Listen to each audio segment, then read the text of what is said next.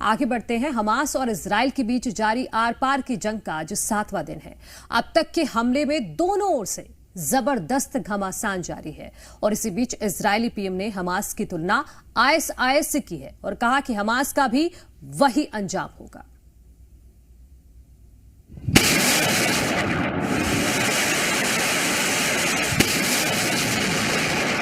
Hamas पर Israel ने अपने हमलों की तादाद को और बढ़ा दिया है। एक के बाद एक तेज स्ट्राइक गाजा पर हो रहे हैं। सिर्फ मिसाइलों और रॉकेटों से ही नहीं बल्कि जमीन पर भी इजरायली सेना एक एक कर हमास के लड़ाकों को धूल चटा रही है।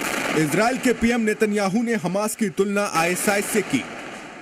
חמאס זה דאעש, ונכריע אותו בדיוק כפי שהעולם הנאור הכריע את דאעש. हमास के हमले के बाद से इजराइल में मरने वालों की संख्या बढ़कर 1300 हो गई है।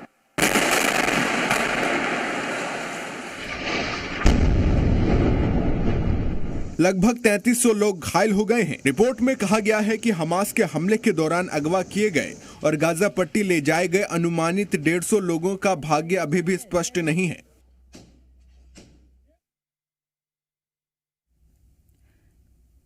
तो मनु, इस बीच जो तस्वीरें सामने आई थी बर्बरता की, और ऐसे में अब इजरायली पीएम का ये बयान जो सामने आया कि आईएसआईएस से तुलना करने वाला बयान, और ये कहा कि जो सुलूक उनके साथ किया जाता है वही हमास का भी होगा। और कहीं ना कहीं उन्होंने जो बीते कल बयान दिया था कि हमास का नामो निशान अब मैप बिल्कुल। और शुरू से ही कोमल हम देख रहे हैं कि बेंजामिन नेतन्याहू सख्त नजर आ रहे हैं। वो किसी भी कीमत पर जो हमास ने किया है उसको माफ नहीं करने वाले हैं। बिल्कुल।